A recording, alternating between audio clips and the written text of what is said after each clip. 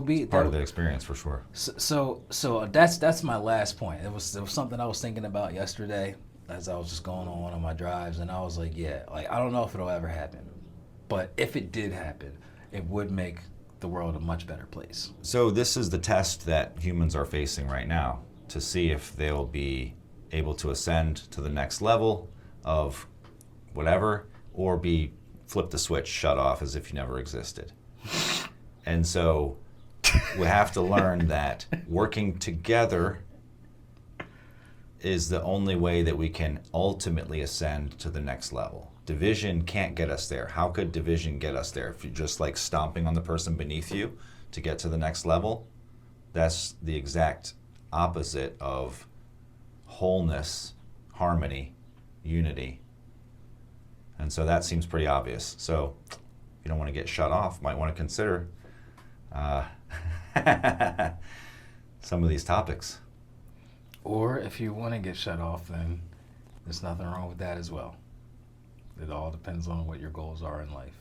Yes. Well, the thing is, I think a lot of the people who would, in this analogy, I'm not saying it's true, it might be, but in this analogy, a lot of the ones who would get shut off don't think they get shut off. They think everyone else is going to get shut off because they're bad and evil, not because they don't understand how to cooperate and how to allow others to be as they are and have their own thoughts, worldview, and let them be right. Because if this was and I'll end with this because it was like a big awakening that happened to me at a certain point. A friend of mine disagreed with me, and I thought for a moment, I was like, I thought, he's not seeing it the way that I'm seeing it, and so that means he's right and I'm wrong, or I'm right and he's wrong.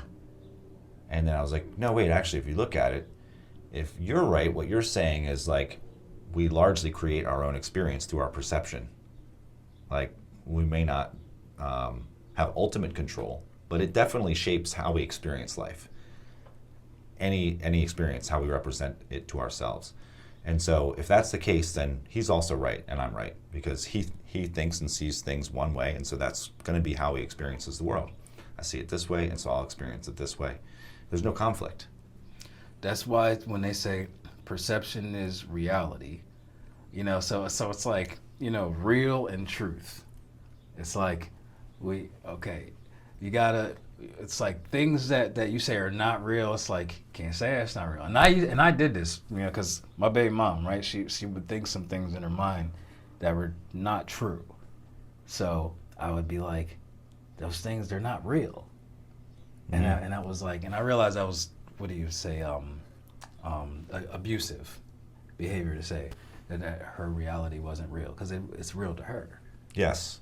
And this was one that used to hang us up. I remember arguing with you about this. And you would say, perception is reality. And I would say, perception is your experience of reality. Perception creates reality. No, perception creates your experience of reality. And then I stopped and I said, we're saying the same thing. Yeah. We're saying the exact same thing. I know what you mean. You know what I mean.